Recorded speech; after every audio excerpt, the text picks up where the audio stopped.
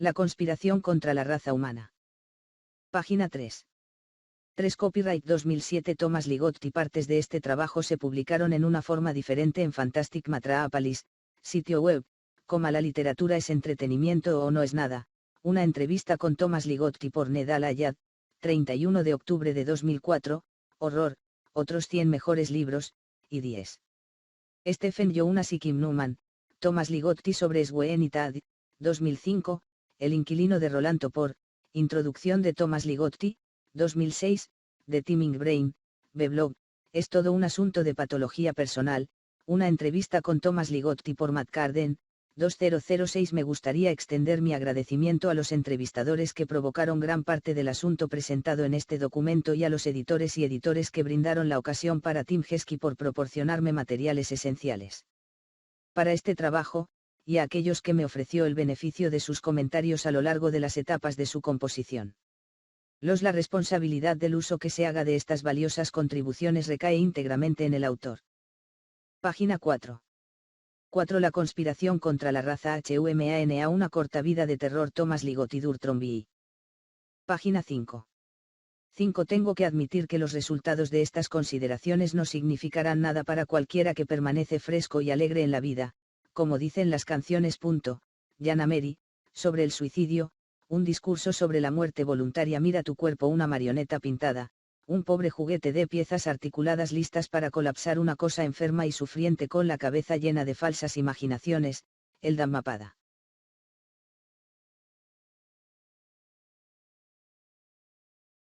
Prefacio. En su estudio de Nature of Evil, 1931, Radolabad Sanov cita un conciso conjunto de reflexiones por el filósofo alemán Julius Bahnsen en 1847, cuando tenía 17 años viejo. El hombre es una nada consciente de sí misma, declaró el joven. Bahnsen no era, por supuesto, el primero en llegar a una severa evaluación de los de su propia especie. Durante milenios, la humanidad ha sido blanco de epigramas y rabietas que no la retratan con agrado. Sin embargo, el sentimiento reinante expresado sobre el tema con mayor frecuencia varía desde una aprobación calificada hasta fanfarronería en voz alta.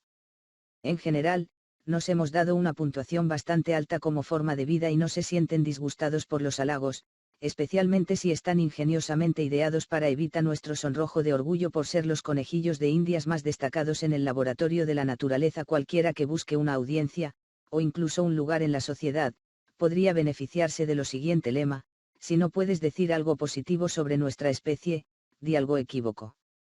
Estos hechos, en sí mismos, no son motivo para ridiculizar el juicio del mayoría ni motivos para ajustarse críticamente a ella.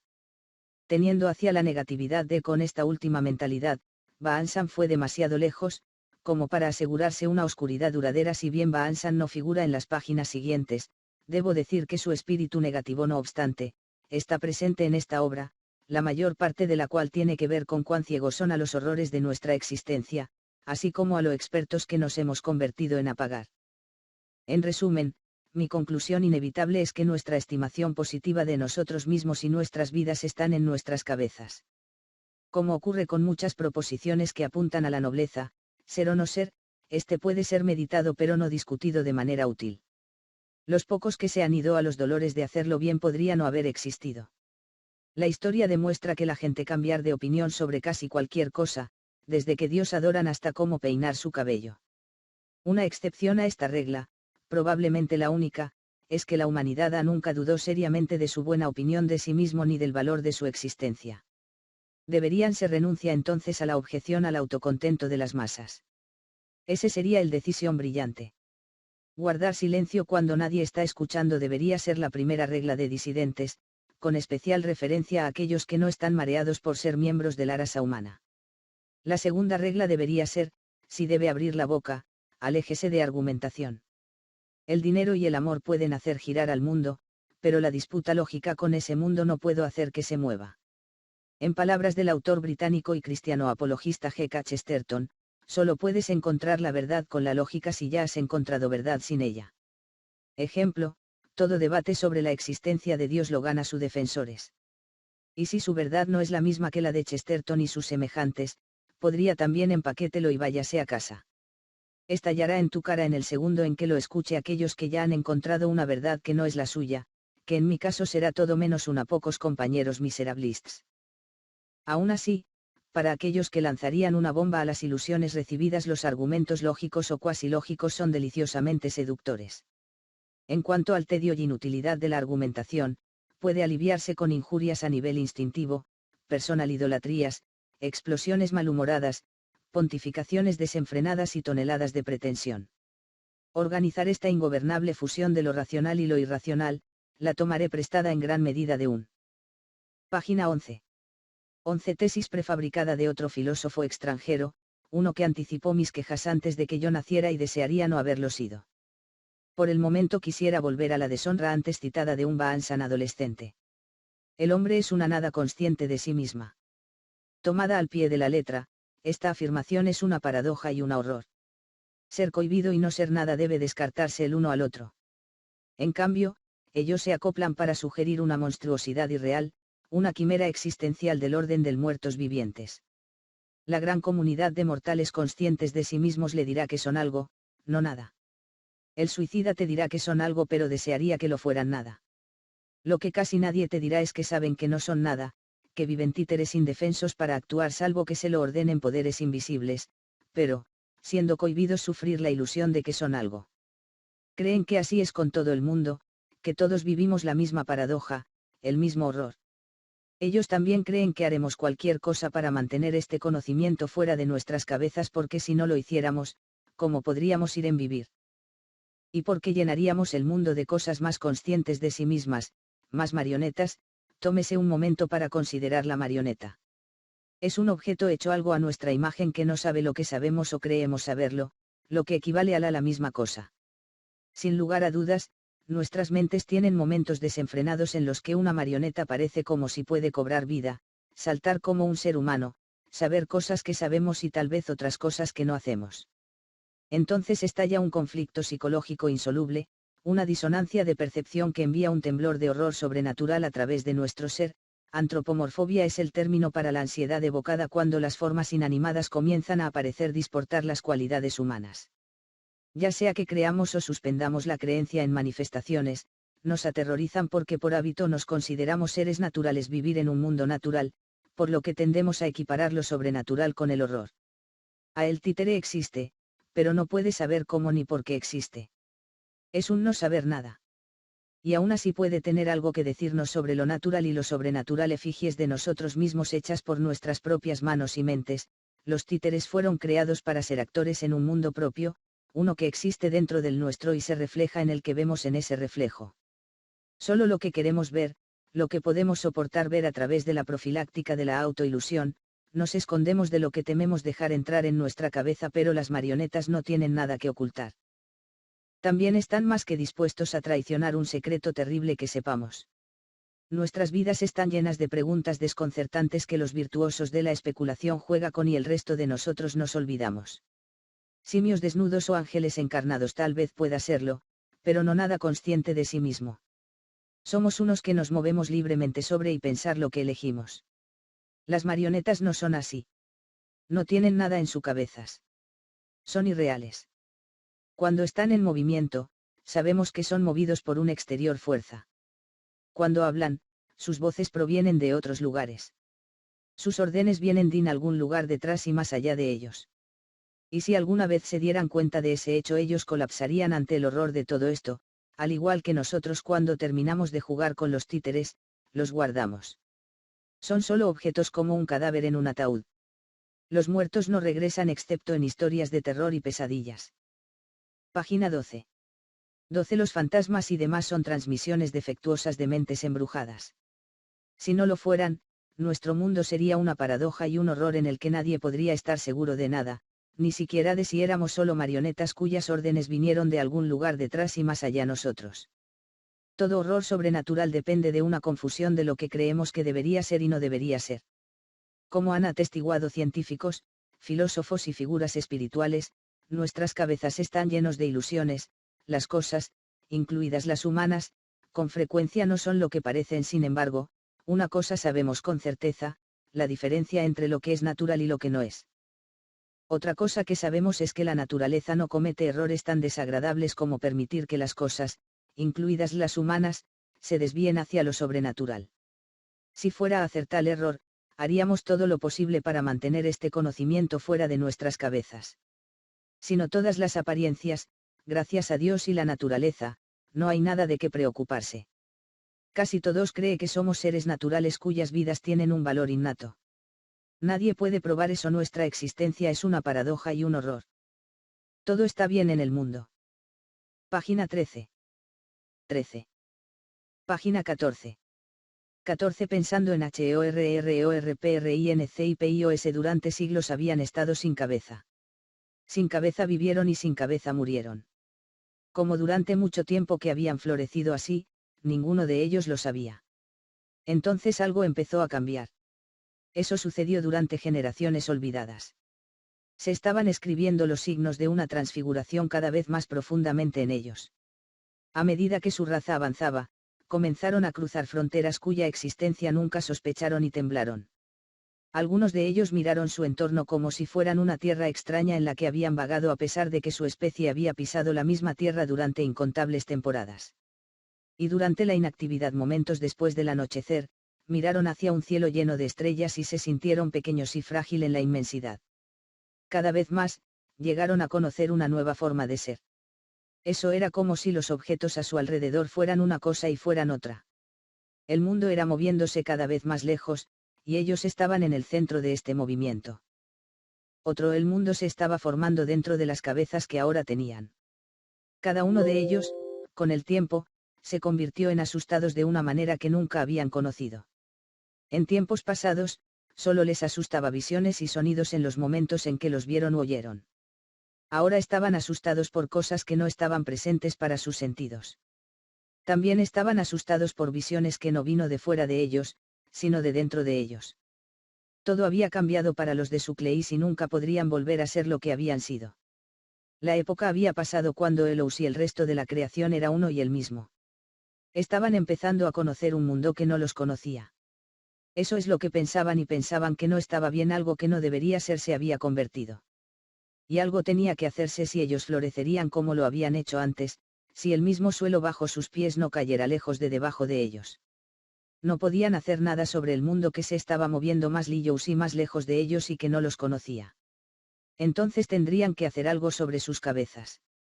CONCIENCIA. El fenómeno conocido como conciencia no es una obsesión generalizada. La mayoría vive y mueren sin considerarlo, y quién puede decir que son más pobres por haber descuidado este importar. Unos pocos han convertido su estudio en una línea de trabajo, una que ha producido tantas teorías de la conciencia ya que tiene libros sobre el tema. Psicólogos cognitivos, neurocientíficos, filósofos de la mente y otras partes interesadas pueden intransigentemente abrazar las conclusiones que les parezcan más probables a sus cabezas cuando se enfrenten los jefes de sus colegas.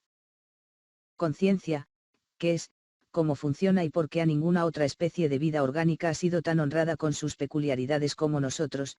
Aunque no parece inminente ninguna respuesta sólida a las preguntas más amplias presentadas por conciencia, hay un asentimiento general sobre su efecto principal, hacer del ser humano el único criaturas que saben que están vivas y saben que morirán. De este conocimiento todo lo que nos separa de otras formas de vida deriva. Página 15. 15. Para el resto de los organismos terrestres, la existencia es relativamente sencilla. Ellos viven, se reproducen, dejan de vivir. Para los humanos, las cosas son más complejas, dado que saber que estamos vivos y saber que moriremos. También sabemos que sufriremos a intervalos a lo largo de nuestras vidas y luego sufrir, lenta o rápidamente y con dolor, en el punto de muerte. Este es el conocimiento que disfrutamos como los seres más elevados de la animación diorama conocido como naturaleza. Unidos por tal conocimiento, también estamos divididos por él. Por ejemplo, hace algunos años que se debate entre nosotros, una polémica vaga que atrae periódicamente la atención del público. El problema, que piensan varias personas sobre ser vivo en este mundo. De manera abrumadora, la persona promedio dirá, estar vivo es todo derecha. Los encuestados más reflexivos agregarán, especialmente cuando se considera la alternativa, traicionando una jocosidad que es tan lógicamente desconcertante como macabra. Los oradores pesan un lado de la encuesta. En el otro lado hay una pequeña muestra en desacuerdo con la mayoría. Su respuesta a la pregunta de qué piensan estar vivo en este mundo será negativo. Incluso pueden fulminar que estar vivo es objetable e inútil en principio. Ahora ambos grupos exhiben conciencia en su sentido ampliamente aceptado. Entonces, ¿por qué sus respuestas son tan desiguales? Por una cosa, la mayoría de la gente no experimenta el estar vivo como algo tan terrible. E incluso los que son estadísticamente desfavorecidos no generalizan su experiencia en un principio, ni su la conciencia acentúa esas cosas que son incuestionablemente horribles de estar vivo, se ocupan de sus asuntos lo mejor que pueden durante el mayor tiempo posible el bienestar de nadie, ni siquiera de aquellos que piensan y sienten que estar vivo es objetable y inútil, se sirve de la inmolación en un cálculo de lo peor si pueden evitarlo. Pero nosotros no controlemos lo que pensamos o sentimos acerca de estar vivos o sobre cualquier otra cosa.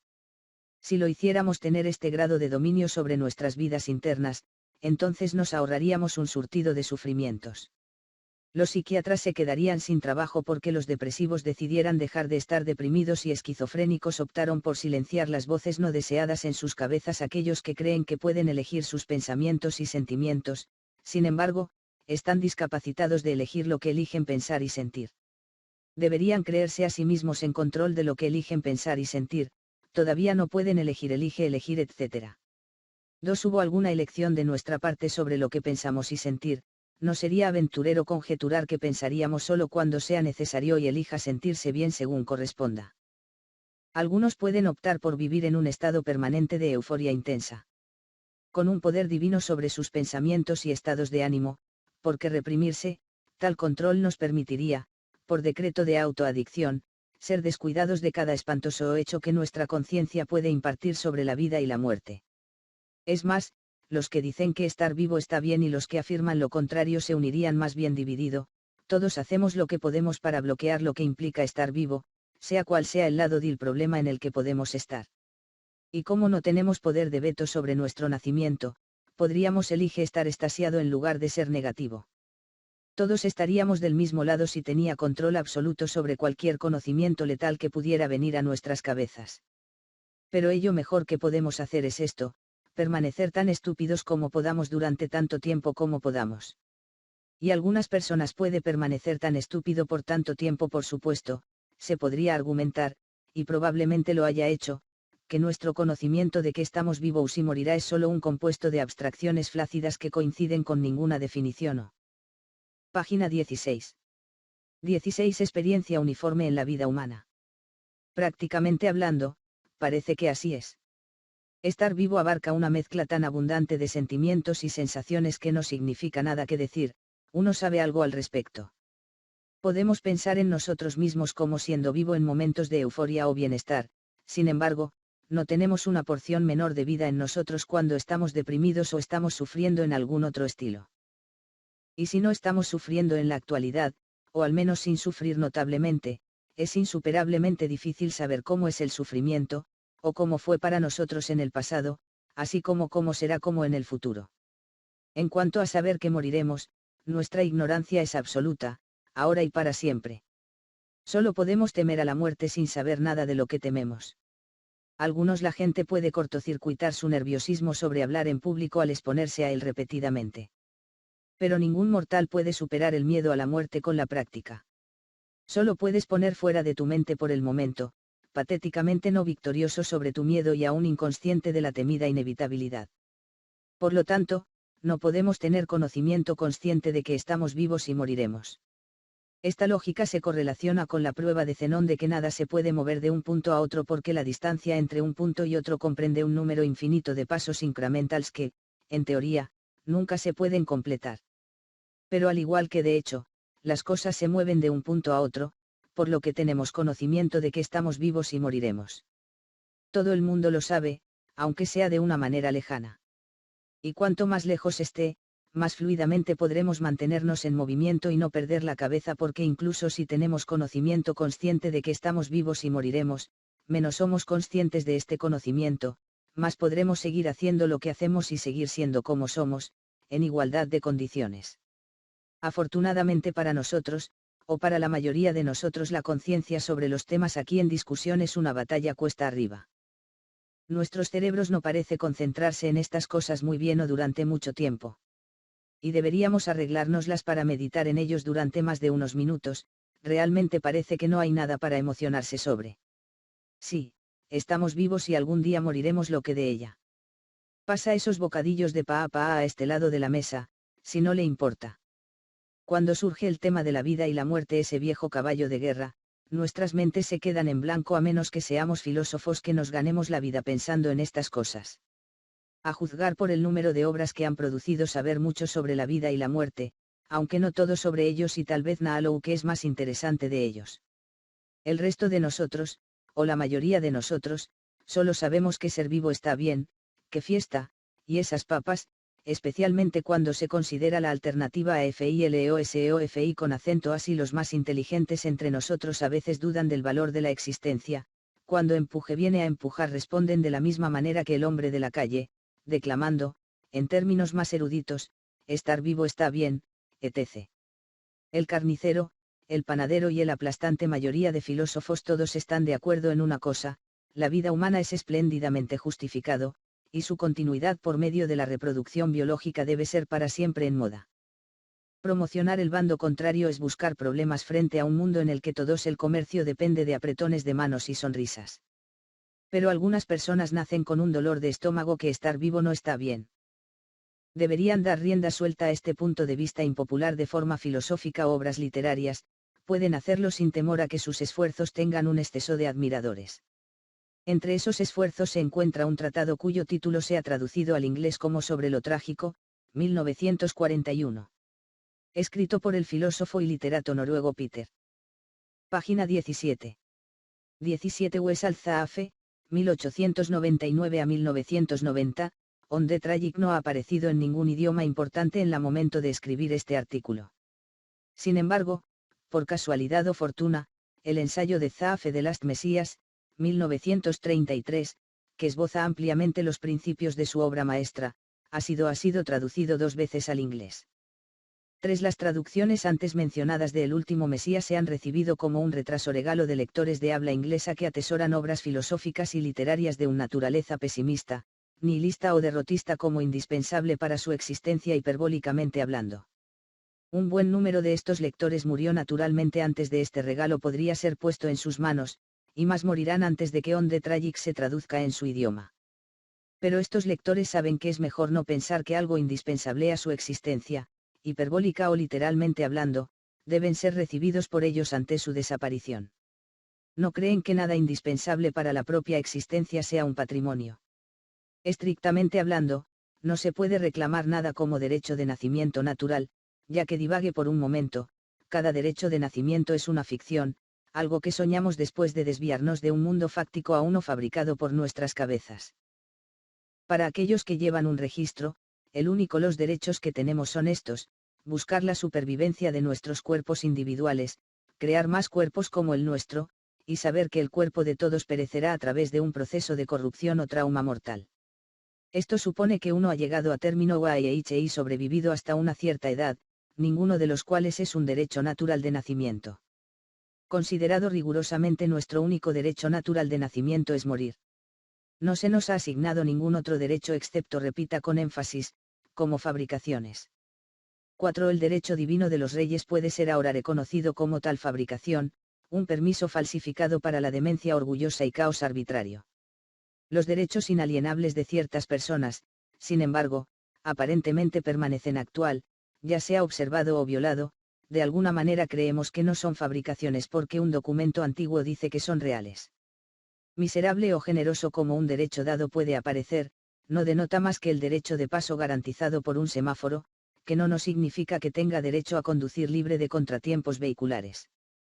Pregúntele a cualquier paramédico: la falta de derechos naturales en la Tierra no es una cuestión de tragedia, sino de verdad. En la estimación de Zaafe, la tragedia entró en la escena humana solo después de que nuestras cabezas descarriadas comenzó a girar con conciencia y autoconciencia. Pienso, luego existo y algún día morirá, como podría haber leído la formulación de René Descartes si se hubiera milla entera con él.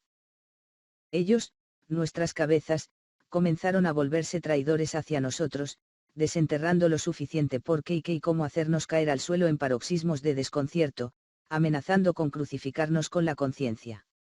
Esta potencialidad necesitaba que se ejerzan ciertos mecanismos de defensa para mantenernos en equilibrio al filo de la navaja, vitalidad como especie.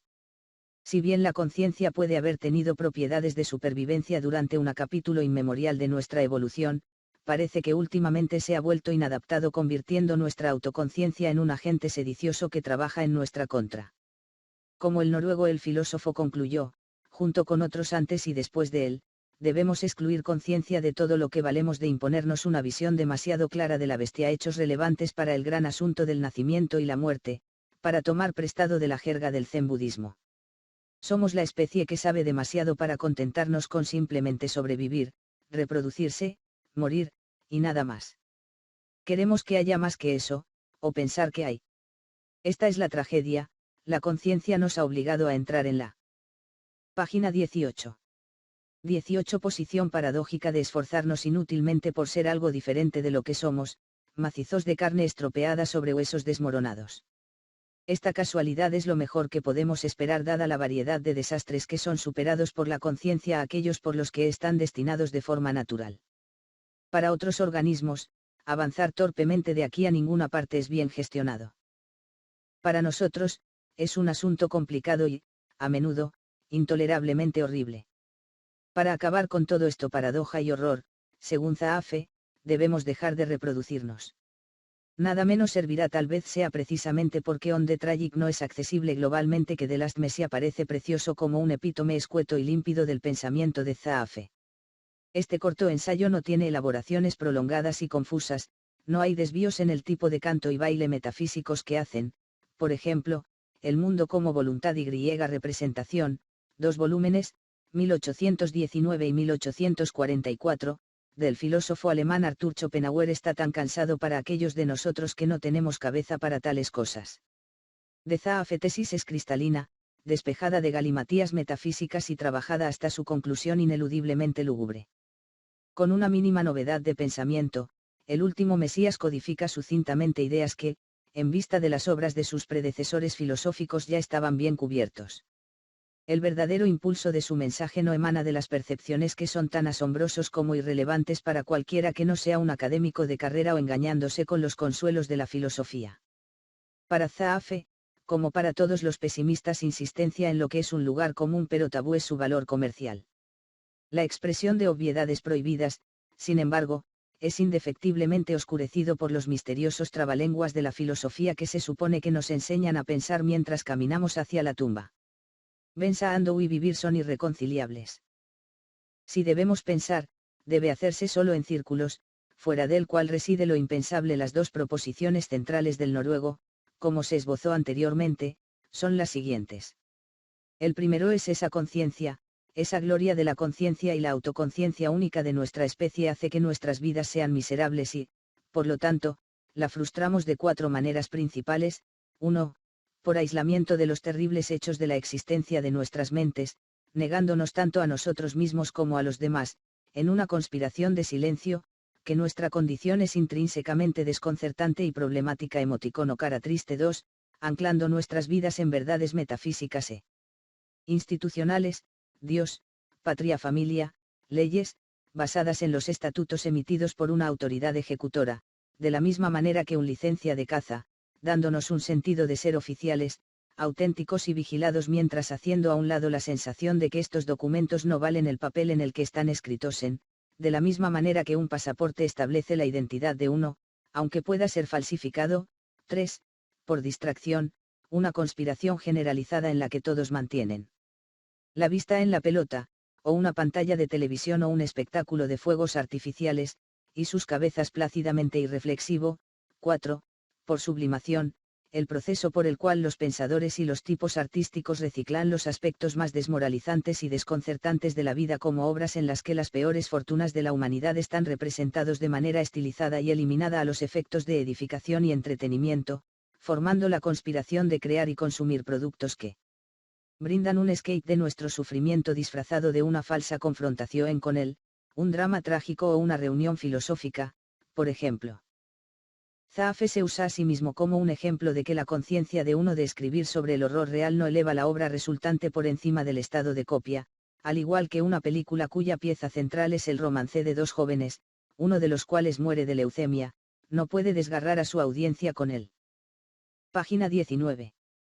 19 Agonía de la cosa real, aunque puede producir un lacrimógeno galardonado, como en el caso de la adaptación cinematográfica de 1971 de la exitosa novela Love Story de Erich Segal en 1970, tácticas evitan que nuestra imaginación escudriñe demasiado de cerca la mezcla heterogénea de dolores y agonías de muerte presentadas para nosotros.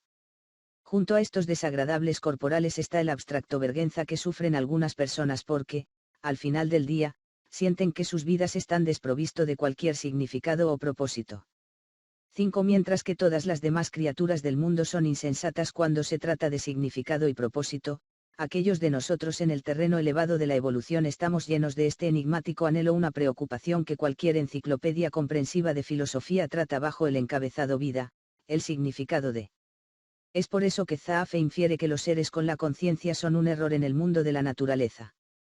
Tenemos una necesidad que no es natural, uno que nunca podrá ser satisfecho sin importar cuántas grandes mentiras nos traguemos. Nuestro incomparable el ansia puede apaciguarse, como el yen de un drogadicto, pero nos engañan si pensamos siempre se ha ido para siempre. Pueden pasar años durante los cuales no nos moleste la vida, el significado de.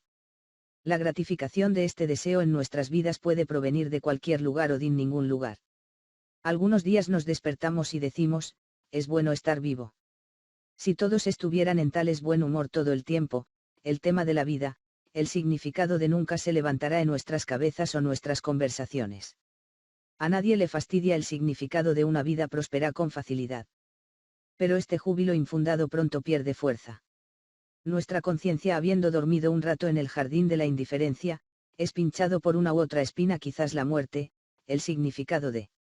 Entonces vuelve el hambre de vida, el significado del vacío debe llenarse de nuevo, se reanuda la persecución.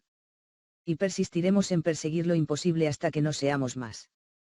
Esta es la tragedia que hacemos todo lo posible por encubrir para afrontar una existencia que nos guarda terrores a cada paso, con poca fe ciega y hábito para mantenernos en movimiento como se planteó anteriormente. La conciencia puede haber facilitado la supervivencia de nuestra especie en las duras condiciones tiempos de la prehistoria, pero a medida que se agudizaba, evolucionaba el potencial para arruinar todo si no se mantiene firmemente bajo control. Por lo tanto, debemos ser más astutos que la conciencia o ahogarse en su vórtice de triste realidad. Dada esta premisa, Zaafe hace su segundo proposición, que es que lo más sensato sería cancelar toda procreación actividades, eliminando así lo que a menudo se ha llamado la maldición de la conciencia. No solo sería lo más sensato, sino que también sería lo más humano, incluso el único gesto humano disponible para nosotros. 6 Ahora surgen preguntas, ¿es la condición de ser humano lo que pensamos que es? ¿Y qué pensamos que es ser humano? En ninguna parte la filosofía o las artes hay respuestas en las que todos podemos estar de acuerdo. La ciencia nos tiene abajo como especie de vida orgánica. Pero sea lo que sea que signifique ser humano, al menos podemos decir que tenemos conciencia. Repito, podemos tolerar la existencia solo si creemos, de acuerdo con un complejo de ilusiones, una prestidigitación de un engaño impenetrable, que no somos lo que somos. Nosotros estamos criaturas con conciencia, pero debemos suprimir esa conciencia para que no nos rompa con una sensación de estar en un universo sin dirección ni fundamento. En lenguaje sencillo, no podemos vivir con nosotros mismos excepto como impostores. Como señala Zaafe en The Last Messiah, esta es la paradoja de lo humano, la imposibilidad de no mentirnos. Página 20. 20 Sobre nosotros mismos y sobre nuestra situación sin salida en este mundo. Por lo tanto, somos fanáticos del 4 estrategias delineadas anteriormente: aislamiento, estar vivo está bien, anclaje, uno nación bajo Dios con familias y leyes para todos, distracción, mejor matar el tiempo que suicidarse, y la sublimación, estoy escribiendo un libro titulado La conspiración contra la raza humana. Para la mayoría de nosotros los mortales, estas prácticas nos hacen lo que somos, es decir, seres con un intelecto ágil que pueden engañarse a sí mismos por su propio bien. Aislamiento, anclaje, distracción y sublimación son las artimañas que usamos para mantener nuestras cabezas alejadas, disipando cada ilusión que nos mantiene en funcionamiento. Pensamos, luego sabemos que están vivos y algún día morirán, así que es mejor que dejemos de pensar, excepto en círculos.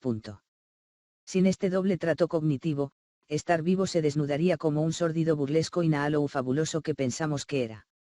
Quizás entonces sabríamos lo que es ser humano en lugar de simplemente marionetas golpeando las tablas y entre sí.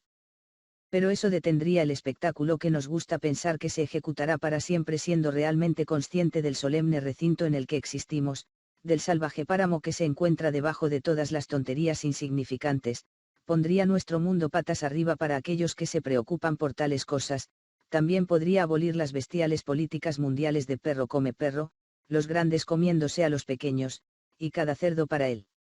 Ensillado con autoconocimiento, sin embargo, prosperamos solo en la medida en que ofuscamos atentamente nuestras cabezas con cada creencia infundada o diversión frívola a nuestra disposición. Pero tanto como nuestras cabezas tienden a obstruirse con tal basura, un bloqueo a gran escala es imposible. Esta la imposibilidad nos hace herederos de un legado de descontento. 7. Aquellos que atesoran lo filosófico y obras literarias de naturaleza pesimista, nihilista o derrotista como indispensables para su existencia están desesperadamente frustrados por vivir en un mundo en piloto automático cuando lo harían. Me gusta cambiarlo a la conciencia manual el tiempo suficiente para que la humanidad se estrelle y quemar. La mayoría puede vivir con descontento porque es concomitante con su esperanza de que la humanidad sobrevivirá para siempre, inglés medio a través del francés medio del latín supervivere, sobrevivir o vivir más allá. Boletín de realidad, nosotros, como subcategoría de la mezcla de organismos terrestres, puede sobrevivir a otras especies, pero no viviremos más allá nuestro propio tiempo de extinción, ya que más del 99% de las formas de vida precedentes en este planeta no ha vivido más allá de los suyos. Podemos fingir que esto no pasará, fantaseando eternidades supercientíficas, pero a su debido tiempo seremos sacados de escena. Este turno de eventos será la derrota del proyecto Inmortalidad, que ha estado en proceso durante milenios. Nuestro éxito como especie se calcula en la cantidad de años que hemos extendido nuestras vidas, siendo la reducción del sufrimiento solo incidental a la longevidad. La vida útil de los animales domesticados y no domesticados nunca ha cambiado, mientras que el nuestro ha superado el de todos los demás mamíferos. ¡Qué golpe para nosotros! Sin saber la duración de su estadía en tierra, otras formas de vida de sangre caliente son perezosas en comparación. Sin conciencia de la muerte, no nos inquietaríamos frenéticamente para alargar nuestra tenencia mortal. Y como hemos sacado provecho de nuestros esfuerzos, no hay necesidad de meter nuestras vidas en 3 décadas ahora que podemos agruparlos en 7, 8, 9 o más. El tiempo se acaba para nosotros como para todas las criaturas, claro, pero al menos podemos soñar con un día en el que elijamos nuestra propia fecha límite. Entonces todos morirán de lo mismo, saciedad con una durabilidad, eso es malignamente inútil. 8. Sin un término impuesto a nuestras vidas, su. Página 21. 21. La inutilidad se volvería terriblemente manifiesta. Sabiendo que estamos en una colisión, por supuesto que con el muro de la muerte puede ser un horror, pero es lo único que lo hace posible valorar lo que viene antes. Si bien este quid pro quo puede ser un mal valor, sin ella no hay valor, para los que se preocupan. La vida eterna que nos espera a algunos de nosotros al otro lado de la pared es, naturalmente, solo otro final de la línea establecido para hacer que esta vida sea valiosa o al menos habitable, lo que equivale a lo mismo. La inmortalidad, ya sea en este mundo o en el próximo, es un final que dura para siempre, perpetuó la vida solo de nombre, es, como la muerte, el fin de todo lo que podamos conocer. En lugar de empujar nosotros a través de lo desconocido, nos empuja hasta su umbral y nos deja allí. ¿De dónde estamos? La inmortalidad y la muerte son sinónimos, un monstruo de 2 cabezas de semántica. Al no tener ningún valor para nosotros excepto como fin, generan valor al revés a la vida. Este valor puede estar distribuido de manera desigual entre los vivos, y para algunos es inexistente.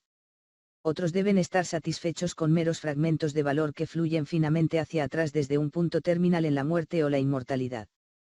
Estos son suficientes para seducirlos aguantando el presente y mirando al futuro. Pero no hasta que el futuro quede atrás puede haber paz en esta tierra o en nuestras cabezas. Entonces podemos terminar este largo y arduo viaje sin sed del valor que se filtra en nuestras vidas desde su seguro fin. Si pudiéramos superar esas tonterías, el prospecto de Zaafe para nuestro autoexterminio sería un paseo por el parque. Ninguna de las principales proposiciones de Zaafe, el error de la conciencia o la corrección de cerrar la línea de montaje de la reproducción, es exclusivo de su filosofía. El budismo ha predicado durante mucho tiempo que la conciencia ordinaria es el mayor obstáculo para la liberación de los seres humanos del crisol de la existencia. En su trágico sentido de la vida en Hombres y Naciones, 1913, del que habla el escritor español Miguel de Unamuno, la conciencia como una enfermedad engendrada por un conflicto entre lo racional y lo irracional. Lo irracional representa todo lo que es vital en la humanidad, incluido un deseo universal de inmortalidad.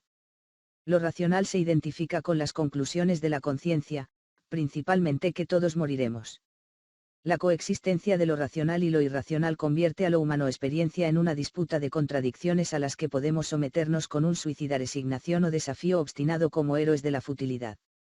La inclinación de Unamuno es heroica, por supuesto, con la condición previa implícita de que uno tiene el valor físico y psicológico para la lucha. Pienso, luego moriré, pero no puedo dejar que eso me impida actuar como si no pensé.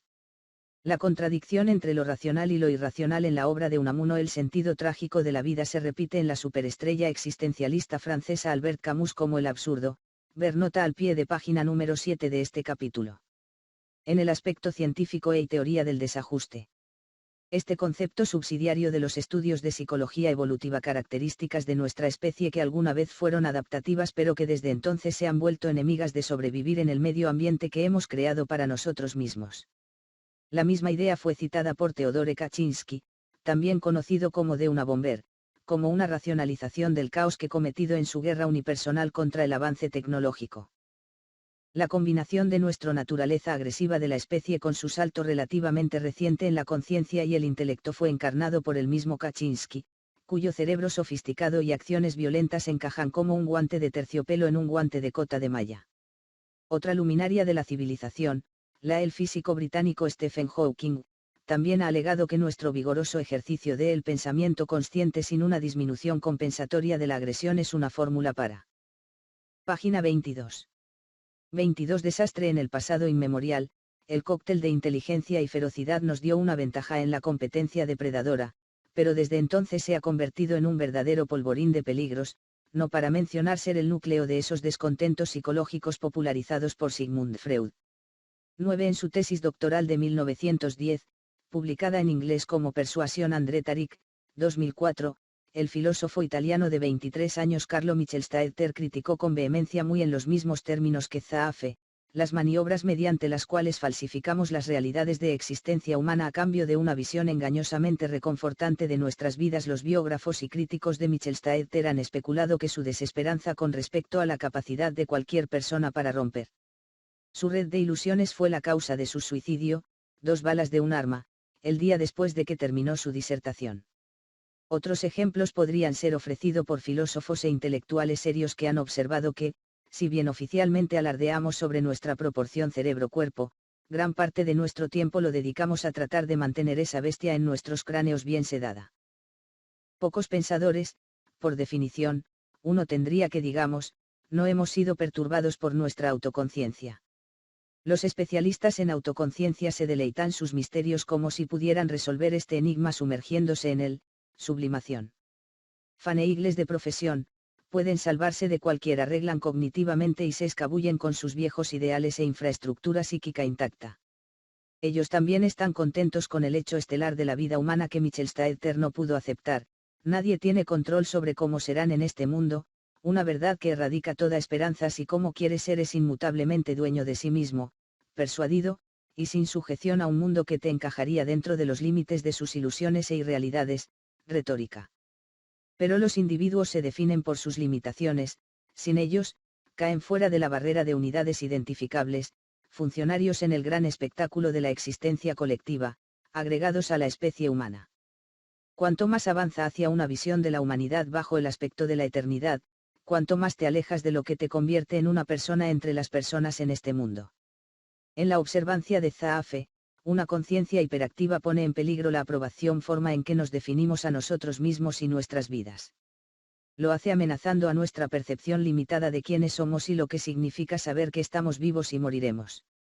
A demarcaciones de la persona como ser, no hasta qué punto traspasa esos límites, crea su identidad y preservar su ilusión de ser alguien.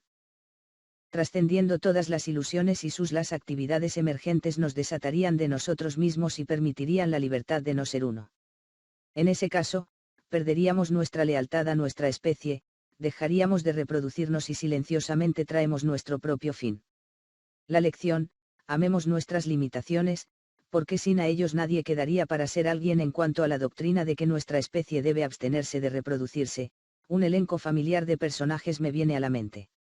La secta gnóstica de los cátaros en la Francia del siglo X y fueron tan tenaces al creer que el mundo es un lugar maligno engendrado por una deidad maligna que a sus miembros se les ofreció un ultimátum dual, abstinencia sexual o sodomía. Un similar secta en Bulgaria, los Bogomils, se convirtió en la fuente etimológica del término su adherencia a la última práctica. Si bien la abstinencia obligatoria para los clérigos estaba al mismo tiempo incrustado en las doctrinas de la Iglesia católica, a pesar de que a veces cede a la aceleración sexual, se decía que su razón de ser era la consecución de gracia, y en la leyenda era un requisito para aquellos en busca del Santo Grial, en lugar de. Página 23. 23. Acelerar la extinción de la humanidad. Deseosa de empoderarse a sí misma, la Iglesia se aflojó del ejemplo de su fundador ascético con el fin de engendrar un cuerpo copioso de seguidores y gobernar la mayor parte de la tierra que pudo. En otra órbita completamente de las teologías de cualquier agnosticismo o catolicismo, el filósofo alemán que escribió bajo el nombre de Philipp Mainlander defendió la castidad como el eje mismo de un plan para la salvación. El objetivo, el punto de su plan redentor fue la convocatoria dentro de nosotros de una voluntad de morir. Esta la lluvia de ideas, junto con otras como apasionantes, fue presentada por Mainlander en un tratado cuyo título se ha traducido como La filosofía de la redención, 1876. Como era de esperar, el trabajo en sí no ha sido traducido al inglés. Quizás el autor podría haber sabido mayor celebridad si, como el filósofo austríaco Otto Weininger en su popular estudio traducido como Sexo y Carácter, 1903, había reflexionado más sobre ella. Psicodinámica que se deriva del aguijón venéreo se opone más bien a él por completo. 10. Él también cometió el error cardinal de presionar a sus lectores a trabajar para fines tales como la justicia y caridad para todos. Mainlander fue un visionario desenfrenado, aunque no del inspirador género que recibe una audiencia caritativa de la posteridad. Se disparó en el pie cada oportunidad que tuvo antes de apuntar el arma un poco más alto y acabar con su vida. El acto fue consumado el día de la publicación de la Filosofía de la Redención. El autor, que manifestó su sentido personal de bienestar y propuso el suicidio universal para la mayoría peculiar razón, ver nota al pie 13 de esta sección, puede haberse suicidado para alegar su sinceridad. Pero no es posible que nadie selle definitivamente su bona fide subjetiva por un gesto objetivo.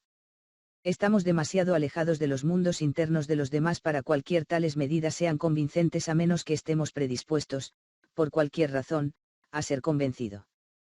Si Mainlander hubiera vivido más tiempo, podría haber tomado lecciones de Friedrich Nietzsche sobre cómo ser irracional y seguir influyendo en las personas. 11. En el último Mesías, Zaafe no se hace ilusiones sobre la posibilidad de derrotar conciencia a la manera del budismo, ni es tan mundano como para suplicar a una solución comunitaria para acabar con la raza como hicieron los cátaros o los bogomilos. Lo hace, critica la barbarie de las maldiciones sociales o religiosas en referencia al suicidio, pero es no un abanderado de esta forma de salvación personal. Su pensamiento es un apéndice tardío a la de varias sectas e individuos que han encontrado que la existencia humana es tan insostenible que la extinción sea preferible a la supervivencia. También tiene el valor de promover una nueva respuesta a la vieja pregunta, ¿por qué las generaciones no nacidas deben evitar la entrada en el trilladora humana? Pero lo que podría llamarse la paradoja de Zaafe, en la tradición de formulaciones epónimas que saturan las bases de la filosofía, es tan inútil como las proposiciones de cualquier otro pensador que sea pro vida o antivida o que solo esté haciendo malabarismos con conceptos para cerrar qué es la realidad, en parte o en su totalidad. Habiendo dicho tanto, podemos continuar como si no se hubiera dicho. El valor del pensamiento de un filósofo no está en sus respuestas, no filósofo tiene alguno que es más útil que no decir nada en absoluto, pero en que también hablan de los prejuicios de sus consumidores. Tal es la importancia, y la nulidad, de la retórica. Pregúntele a cualquier pesimista de línea dura, pero no espere que él espere que usted tome sus palabras en serio. SOLUCIONES. Los pensadores que se agitan por el pesimismo a menudo son despedidos con la respuesta de que sus quejas no resuelve ninguno de los males crónicos de la humanidad, todos los cuales pueden subsumirse bajo los principales. Página 24. 24. Jefe de sufrimiento. No hace falta decir, o debería ser evidente, que nadie ha cualquier solución para el sufrimiento, solo provisiones. Pero Zaafe ofrece una solución, una que obvia todos los demás, una solución a las soluciones. Puede que no sea una solución realista para un recurso temporal mundo, o incluso una solución novedosa, pero es una que pondría fin a todo el sufrimiento humano, en caso de siempre nos importa hacerlo. El credo del pesimista, o uno de ellos, es que la inexistencia nunca lastimará a nadie y esa existencia consciente lastima a todos. La conciencia es una existencial responsabilidad, como todo pesimista está de acuerdo. También es un error que ha hundido a la humanidad agujero negro de la lógica, según la paradoja de Zaafe. Para corregir este error, debemos desista de procrear. ¿Qué podría ser más sensato o más urgente? Por lo menos podríamos considerar esta teoría del error como un experimento mental. Todas las galaxias se vuelven frías y fantasmales con la muerte de sus soles. Todas las especies mueren. Todas las civilizaciones se extinguieron. Incluso hay una fecha de vencimiento en el propio universo. Nosotros ya he hablado de individuos que nacen con un reloj en su interior. Ciertamente, los seres humanos no serían el primer fenómeno en hundirse. Pero podríamos ser el primero en detectar nuestro defecto de diseño, esa ingeniería distraída de la naturaleza llamada conciencia y hacer algo al respecto. Y si nos equivocamos sobre la conciencia siendo un error, nuestra autorremoción de este planeta todavía sería un movimiento magnífico en nuestra parte, el golpe maestro más loable de nuestra existencia y el único. Flucomutación, en lugar de error, serían designaciones más precisas, ya que no está en la naturaleza de la naturaleza cometer errores, simplemente comete lo que comete. Error ha sido utilizado por su connotación peyorativa en el último Mesías de Zaafe y en el obras de otros escritores discutidos aquí. El escritor estadounidense H. P. Lovecraft atribuyó la existencia de la humanidad a un error o una broma por parte de los antiguos, el padres prehistóricos de nuestra especie. 12. Schopenhauer, una vez que redactó su teoría de que todo en el universo está energizado por una voluntad de vivir, pinta una imagen de una humanidad desatento a la posibilidad de que su vida sea una concatenación de problemas, muchos millones unidos en naciones, luchar por el bien común, cada individuo por su propio bien, pero muchos miles le hacen sacrificios. Ahora el engaño sin sentido, ahora la política intrigante, incita a ellos a guerras unos con otros, entonces el sudor y la sangre de la multitud deben fluir, para llevar a cabo las ideas de los individuos o reparar sus defectos.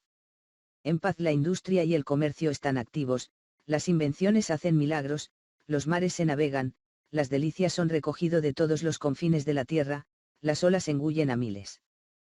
Todos empujan y conducen, algunos conspiran y planifican, otros actúan, el tumulto es indescriptible.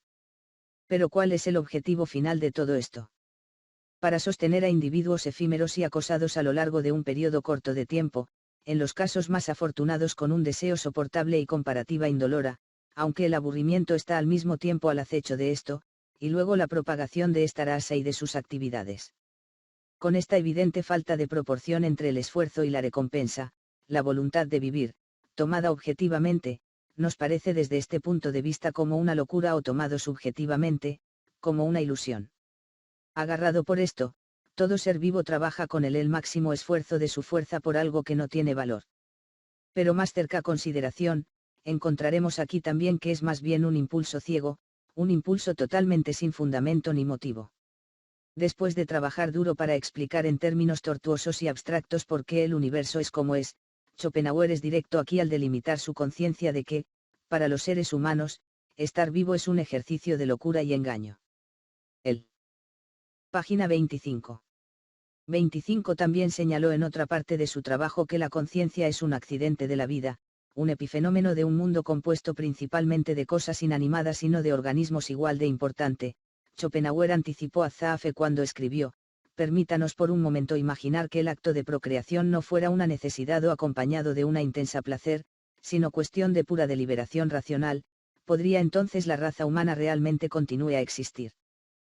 ¿No preferirían todos sentir tanta simpatía por la venida generación que preferiría ahorrarle la carga de la existencia, o en cualquier caso no te gustaría asumir a sangre fría la responsabilidad de imponerle tal carga? Esta fue un error comprensible de un pensador del siglo XIX. En su día, los niños eran, como él dice, una necesidad para convertir un hogar en una empresa en funcionamiento. No pudo prever qué uso harían las parejas esperanzadas de las tecnologías modernas que, aunque no ofrecen placer intenso, dar a luz bebés a aquellos que, como primera opción, quieren sus propios material genético perpetuado, en otras palabras, la progenie en un sentido propio en lugar de la salida adoptada de parentesco anónimo. La gente se divierte más al ver el rasgos de sus rostros pegados juntos en una cabeza. El de Schopenhauer es un gran pesimismo, pero no es la última palabra. Lamentablemente, como se señaló arriba, sus intuiciones están unidas a una superestructura filosófica centrada en la voluntad, o la voluntad de vivir, una fuerza ciega, sorda y muda que surgió por razones desconocidas ensamblado un universo, y, una vez que los cuerpos humanos se dispararon dentro de él, irresistiblemente los movilizó en detrimento de ellos. 13. Esta teoría, aunque asombrosamente pensada, es en última instancia, poco convincente y resta valor al pesimismo de sentido común de Schopenhauer. Como antepasado de Zaafe, sus difamaciones de la vida humana como algún tipo de error o un negocio que no cubre sus costos ha traído satisfacción a millones de descubierto tanto por su cuenta, pero no tenía la erudición autorizada y dominio del idioma para hablar en público. Eso es todo lo que cualquier pesimista de carrera puede esperar para mostrar los horrores que ha visto a simple vista y el dolor que ha sentido con su cuerpo frágil. Construir una base cuasi lógica de por qué este es el peor de todos mundos posibles es superfluo, ni esta base ni la terrible conclusión extraída de ella puede obtener el consentimiento de aquellos cuyas cabezas se inclinan en otra dirección. La pregunta también surge en cuanto a si el pesimismo de un filósofo surge de su sistema o si su sistema fue adaptado de su pesimismo para darle una apariencia de credibilidad. Lo mismo puede ser dicho de cualquier filosofía en la que los valores, optimistas, pesimistas o en algún lugar de entre, están involucrados. Como tantos otros sistemas filosóficos, Schopenhauer parece más adecuado para funcionar simbólicamente en una obra de ficción que para servir como una explicación del propósito del universo y la vida humana saltando el edificio de la teoría metafísica que erigió Schopenhauer.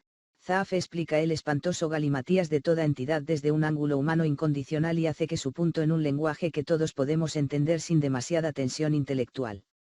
Él no incluso pedirnos que evaluemos lo que Schopenhauer llamó una falta de proporción entre esfuerzo y recompensa en nuestras vidas. Ese tipo de retórica no llega a la médula de un pueblo cuya tecnología en constante avance les lleva a vidas más largas y rápidas. La evaluación de Schopenhauer de una falta de proporción, etc. puede que tenga razón o no. Cualquiera camino, no nos conmueve. La desproporción entre esfuerzo y recompensa no es un factor en nuestra. Página 26. 26. Existencia. El único factor es nuestra supervivencia como individuos fructíferos y en multiplicación módulos prescindibles que favorecen la supervivencia de nuestra especie. Cualquier otra contabilidad de costos en la vida humana, de una disparidad entre el esfuerzo y la recompensa, es condenadamente hedonista. El filósofo austríaco del siglo XX Ludwig Wittgenstein dijo o escribió una vez: yo no sé por qué estamos aquí, pero estoy bastante seguro de que no es para divertirnos. Wittgenstein puede haber tenido razón o no. De cualquier manera, su opinión no va al núcleo de la vida humana. El hedonismo no se lavará como una justificación de nuestra existencia. Sin precio es demasiado alto para nuestra recompensa como criatura de simplemente estar aquí y saber que otros estarán aquí después de nosotros. Este es nuestro placer y ningún dolor llevará a nuestra especie a cuestionarlo. Si este placer comenzó en biología, ahora proviene principalmente de satisfacciones psicológicas. La supervivencia de una familia ha sido durante mucho tiempo un lujo, no una necesidad, una satisfacción del ego, no del cuerpo. Los niños no son un seguro para una sola familia, sino garantes de una posteridad de toda la especie jamás soñada antes del chip de silicio. Y la única cosa entre nosotros y esa supervivencia es la conciencia, invasora de nuestros hogares, intrusa en nuestras cabezas. Nosotros tenemos más horas al día para fijarnos en nuestra mortalidad que nuestros antecedentes. ¿Cuántos no han encontrado sus mentes ahuyentando los pensamientos de muerte, o incluso de la vida en su forma más espeluznante fases, porque no pudieron soportar esta conciencia, aislamiento? ¿Cuántos no lo han hecho? Se sintieron acurrucados en el seno de su iglesia, país o familia porque no podían soportar esta conciencia, anclaje.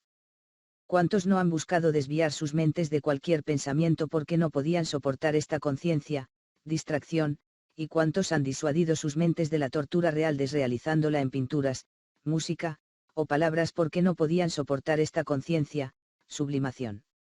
De Zaafe el logro como pesimista va más allá de las quejas schopenhauerianas de cuán dolorosa es la vida puede ser. Nosotros, como masa abstracta, no tenemos ningún problema con el dolor. El problema para nosotros, como individuos concretos, es la pirotecnia de la meditación que surge de nuestra conciencia del dolor, de la muerte, de la vida como una danza macabra en la que siempre estamos tirando nuevos socios y mentirles como nos mentimos a nosotros mismos. Nuestro problema es que tenemos que vigilar nosotros mismos a medida que avanzamos en los movimientos, nuestro problema es que sabemos demasiado que están vivos y morirán. Y nuestra solución está en los giros que damos en un mundo donde vivimos como títeres y no como personas a pesar del trabajo de Zaafe como filósofo, aunque no en una capacidad ocupacional, él se ganaba la vida publicando poemas, historias y piezas humorísticas, no obstante mejor conocido como uno de los primeros ecologistas que acuñó el término biosofía para nombrar una disciplina. A eso uniría toda la filosofía futura con el sondeo de la biología. Además de The Last Messiah, las únicas otras traducciones de Zaafe al momento de escribir estas líneas ocupan unas pocas páginas en un libro sobre ecologistas noruegos, como se cita en la nota al pie número 3 de esta sección, incluso menos páginas en una revista interdisciplinaria que mezcla temas literarios y ambientales y algo de espacio en un weblog. Acto seguido, sirve de inspiración para el agenda ambientalista, la política de la salud de la Tierra. Aquí también atrapamos el criatura humana, y el mismo Zaafe, como él mismo afirmó, en el acto de conspirar para construir barricadas contra los odiosos hechos de la vida mediante el aislamiento, el anclaje, la distracción y sublimación, ya que se involucra en una actividad, en este caso la causa del ambientalismo, que es irrelevante para el tema perenne. La destrucción del medio ambiente no es más que una barra lateral para la negativa de la humanidad a mirar a la cara a su destino. Vivimos en un hábitat de irrealidades, no de la tierra, el aire, el agua y la vida salvaje, y la ilusión tierna siempre triunfa sobre la lógica siniestra. Algunos. Página 27. 27 de los ecologistas más militantes, sin embargo, han coincidido con Zaafe en que deberían retirarse de la existencia, aunque su defensa de la abstinencia y el suicidio universal, salvar la Tierra de un pillaje mortal por seres humanos, no es exactamente lo que el filósofo tenía en mente. Si bien un pacto de suicidio mundial es muy atractivo, ¿qué fabricaciones románticas harían que uno participara en él únicamente para conservar este planeta? La Tierra no es nuestro hogar. Venimos de la nada, y a esa condición nuestra nostalgia debería girar. Porque a alguien le importaría esta bombilla tenue en la oscuridad del espacio, la Tierra nos produjo, o al menos subsidió nuestra evolución. Tiene realmente derecho a recibir una perdón, y mucho menos el sacrificio de vidas humanas, por este pecado original, un crimen capital en reverso, de la misma manera que la reproducción convierte a uno en un accesorio antes de hecho a la muerte de un individuo. Alguien dijo una vez que la naturaleza aborrece el vacío. Este es precisamente porque la naturaleza debe ser aborrecida. En cambio, el entorno no humano es simultáneamente ensalzado y devastado por una compañía de jugadores pobres que ya no pueden actuar naturalmente. Una cosa es que la flora y la fauna se alimenten, luchen y se reproduzcan en una continuidad irreflexiva de su existencia. Otra muy distinta es que lo hagamos desafiando nuestras propias mentes, que una y otra vez plantean la misma pregunta: ¿qué estamos haciendo todavía en este horrible lugar? Existe la teoría de que la creación de la especie humana es la forma indirecta de la naturaleza de cortando en sus venas y sangrando. 14. Una idea extraña, sin protestar por eso, pero no el más extraño que jamás hayamos escuchado o vivido. Podríamos al menos asumir la teoría y ver a dónde lleva. Si es falso, ¿dónde está el daño? Pero hasta que se demuestre que es así, debemos dejar ser atraídos por la naturaleza, como siempre lo hemos hecho, aunque solo sea haciendo girar nuestros pulgares y dejar que su curso suicida continúe sin interferencias. Desde una perspectiva humana, ¿no sería esto un autocastigo por naturaleza por modelar un mundo en el que el dolor es esencial, un mundo que no podría existir sin dolor, un mundo donde el dolor es la guía principio de todos los organismos, que son empujados implacablemente por el dolor a lo largo de sus vidas a hacer lo que mejorará sus posibilidades de sobrevivir el tiempo suficiente para crear más ellos mismos? Si no se controla, este proceso durará mientras se deje temblando una sola celda en este pozo negro del sistema solar, este baño de la galaxia. Entonces, ¿por qué no echar una mano, la erradicación de la naturaleza, en caso de que tenga dudas? Por falta de una deidad, deja que la Tierra tome la culpa de nuestros problemas. ¿Para qué más sirve? Que se salve a sí mismo si puede, el condenado son conocidos por las acrobacias que realizarán para escapar de sus oraciones, pero si no puede destruir lo que ha hecho, entonces puede perecer junto con cada otro ser vivo que ha dado a luz con dolor. Si bien el dolor no es un problema para una especie, incluso una colmena hipersofisticada de criaturas como los seres humanos, no es un fenómeno cuyas alabanzas se cantan a menudo como dolor significa imperfección en el mundo de la experiencia vivida, más a menudo la palabra mal se utiliza para connotar una ruptura dentro de los sistemas religiosos que se han arraigado durante milenios en la psique de nuestra especie. El impulsor para favorecerle a este último término, con sus connotaciones duales tanto de lo moral como de lo metafísico, no es sólo para reforzar la credibilidad de otro mundo, uno que es mejor que este, pero también para crear una distancia entre la condición del ser y la condición del sufrimiento. Esta estratagema es más llamativo en las religiones occidentales que en las orientales. El propósito de distanciar el condición del ser de la del sufrimiento es salvar el mundo como terreno de acción. Página 28. 28 Donde hay algo de valor por lo que luchar en lugar de descartarlo como un material. El infierno donde nacer es una maldición y criar a otros a nuestra imagen es un acto criminal locura. Tal es la función del concepto de maldad, dar glamour, en ambos sentidos de la palabra, a nuestras vidas. El dolor, por otro lado, es un hecho de la vida poco glamoroso y no puede ser elevado o rebajado al estado de un concepto, ya sea moral o metafísico, y comprime la distancia entre la condición del ser y la condición del sufrimiento. En dolor, los dos son uno. Para una religión occidental como el cristianismo, el mal puede ser cepillado aparte como en el mundo pero no idéntico a él, ofreciendo a los creyentes la posibilidad de espiando sus divagaciones de lo recto y lo estrecho, y, si todo va bien, asegurando su eterna salvación.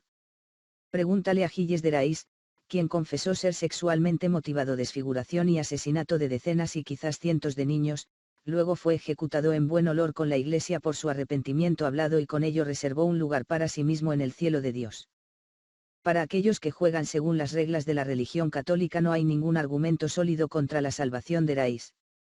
Tampoco hay un caso en nombre de cualquiera de sus víctimas que podría haber muerto en un estado de pecado condenatorio como se establece en la Biblia o en la teología bizantina de varios propagandistas del Todopoderoso, pregunte a St. Agustín. Cualquier otra interpretación de estos tecnicismos nace de un sentido decadente de justicia divorciada del orden de la creación. El sentido de la ironía no es un atributo del Señor o de los estatutos morales, naturales o divinos, en los que confiamos para salvar nuestro mundo de anarquía y caos. La ironía es tan cáustica como la duda, incluida la duda de que estar vivo es todo derecha. Lo crea o no, como usted elija, desilusión deprimente es el adjetivo que las personas comunes asignan a las perspectivas de la vida expresada por hombres como Zaafe, Schopenhauer y Lovecraft. Las doctrinas de cualquier la religión de clase mundial, por dolorosas que sean algunas de ellas, nunca será difamada de manera similar. El mundo adora a sus locos, ya sean santos o sádicos, y conmemora sus carreras. Los psicópatas son un material excelente para las agencias de noticias y los estudios cinematográficos, sus hazañas siempre atrae a una multitud. Pero en el momento en que se pronuncia una palabra desalentadora conocimiento, esa multitud se dispersa o se lanza al ataque. Es depresión, no locura que nos intimida, desmoralización no locura que tememos, desilusión de la mente no su trastorno que pone en peligro nuestra cultura de esperanza. Salvación por la inmortalidad, que piedra angular de todos los esquemas religiosos, excepto el budismo, solo tiene significado para aquellos que han sido criados para ser psicóticos normales. Una epidemia de depresión atontaría a los voz incorpórea de esperanza, deteniendo la vida en seco. La irracionalidad se acentuó, el engaño desenfrenado proporciona a nuestra especie la moral para seguir adelante y mantener hacer más de nosotros mismos, lo que quiere decir que nos obliga con una razón fundamental para presumir sobre lo que estamos obligados biológica y socialmente a hacer. De todos modos, Zaafe, Schopenhauer y Lovecraft eran hombres en su sano juicio que subsistieron muy bien sin los grandes diseños de la religión que se reparten en cada esquina. Y que devolvieron. Esto es algo arriesgado para cualquiera, pero es aún más delicado para los escritores porque las convicciones antiespirituales degradarán su trabajo a un archivo inferior que la de los forjadores de palabras que capitulan ante lo que el corazón sabe, o al menos seguir la máxima de ser equívoco sobre el tema de nuestra especie.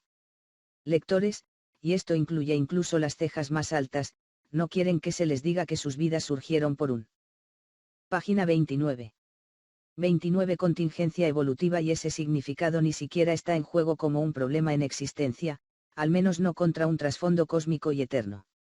15 Por tanto, el fracaso de Schopenhauer para aparecer tan grande como Nietzsche en el Museo del Pensamiento Moderno. Schopenhauer no promete nada más que la extinción del individuo o, más específicamente, el recuerdo post-mortem de su verdadera naturaleza como una pequeña parcela de personas sin persona y siempre will turbulento.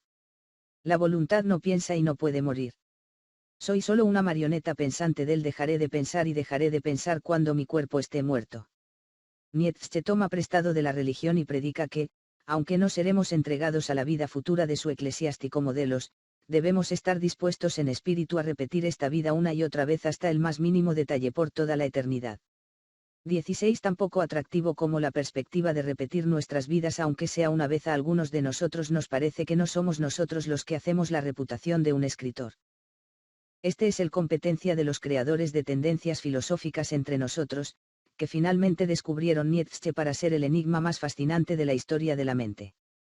Todo lo mejor por la perseverancia de su corpus, que ha proporcionado a sus exegetas vidas de interpretación, argumentación y desarmonía cismática general, todas las intenciones actividades que realiza cualquier religioso, con o sin una deidad entre otras cosas.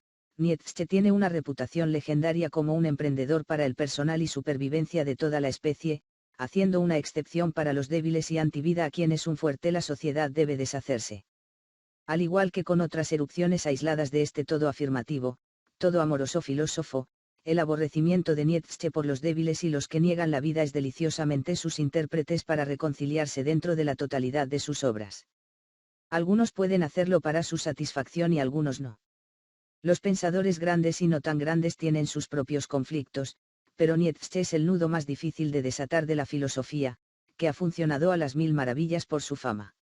No así para Schopenhauer, que es el pelirrojo de la filosofía hijastro, porque claramente está registrado que ha dicho que estar vivo no está bien. Incluso sus comentaristas más admirados, que no encuentran que la mayor parte de su producción esté fuera de lugar, tira hacia arriba cuando se vuelve pesimista, lo cual es mucho más que extraño cuando uno considera que comparativamente pocas páginas de las miles que Schopenhauer escribió abiertamente insistir en la naturaleza desolada de la existencia, y pocos de los que analizan su obra tienen mucho que decir sobre este lado de lo que escribió.